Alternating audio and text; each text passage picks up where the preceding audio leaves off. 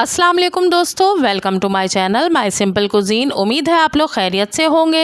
आज मैं बनाने जा रही हूँ मज़ेदार गुलगुले की रेसिपी।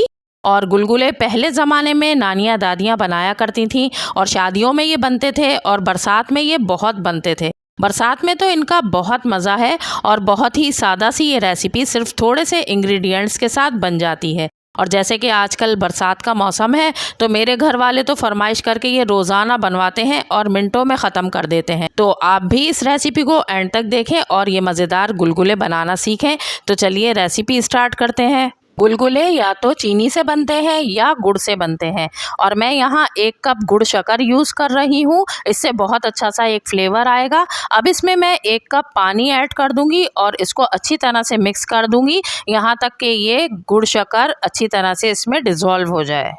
आप चाहें तो इसकी जगह चीनी भी यूज़ कर सकते हैं। गुड़ शक्कर अच्छी तरह से इसमें डिज़ोल्व हो गई है। अब यहाँ मैंने 1 कप गंदम का आटा लिया है। इसको मैं थोड़ा थोड़ा सा डालकर और मिक्स करती जाऊंगी कि इसमें कोई गुठलियाँ ना रहें। इतना हमने इसको मिक्स करना है और आटा थोड़ा थोड़ा डालकर हमने चेक करना है ताकि एक ऐसी कंसिस्टेंसी हम इसकी बनाएं जो ना ज़्यादा थिक हो और ना ज़्यादा थिन हो और उसके अच्छे से गुलगुले हमारे बन सकें।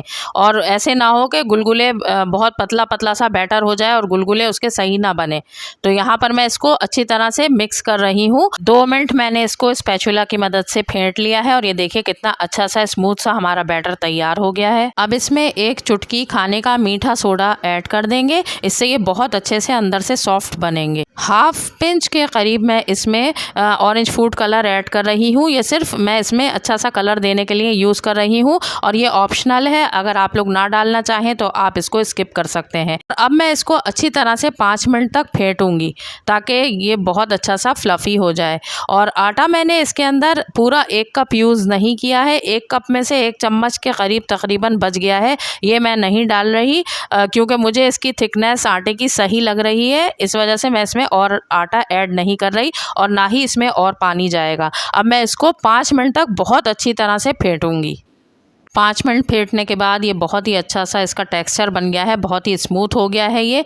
अब यहाँ पर मेरे पास 2 चम्मच कुटी हुई सौंफ है। सौंफ से इसमें बहुत अच्छा सा फ्लेवर आता है। ये मैंने इसमें ऐड कर दी है और इसको मैं अच्छी तरह से मिक्स कर लूँगी इसके साथ। और मिक्स करने के बाद आप ये देखिए कि चंद गिने चुने इंग्रेडिएंट्स के साथ ये बहुत ही मज़ेदार सा हमारा गुलगुले का बैटर तैयार हो गया है और बहुत ही स्मूथ बनकर ये तैयार हुआ है। अब इसको हम रेस्ट नहीं देंगे, बस फौरी तौर पर इसको हम फ्राई कर लेंगे। अब यहाँ पर एक कढ़ाई में मैंने मीडियम फ्लेम पर गुलगुले फ्राई करने के लिए ऑयल को गर्म कर लिया है और अब इसमें छोटे छोटे से गोल गोल से मैं गुलगुले डालती जाऊँगी और इनको 3 से 4 मिनट तक मैं ऐसे ही छोड़ दूँगी। 3 से 4 मिनट के बाद ये फूल फूल कर ऊपर आ गए हैं और एक तरफ से गोल्डन हो गए हैं। तो मैं अब इनको हल्के हाथों से पलट दूंगी और पलटकर फिर दूसरी साइड से भी मैं ऐसे ही इनको फ्राई करूंगी 2-3 मिनट तक, यहाँ तक कि ये गोल्डन और क्रिस्पी हो जाएं। यहाँ पर ये बहुत अच्छे से गोल्डन हो गए हैं और बहुत अच्छा सा इन पर एक कलर आ गया है। तो अब मैं इनको एक स्ट्रेनर में निकाल कर इनका एक्सेस ऑयल निकाल दूंगी और फिर मैं आपको इन्हें करीब करके दिखाती हूँ कि देखें ये कितने अच्छे से गोल्डन और क्रिस्पी बनकर तैयार हुए हैं। अब मैं इनको एक प्लेट में निकाल लूँगी और बाकी के जो हमारे गुलगुले हैं वो मैं इसी तरीके से तैयार करूँगी। और ये दूसरा वाला बैच भी आप देखें बहुत अच्छा सा गोल्डन हो गया है। तो इसे भी स्ट्रेनर में निकाल कर और इनको भी प्लेट में रख लूँगी।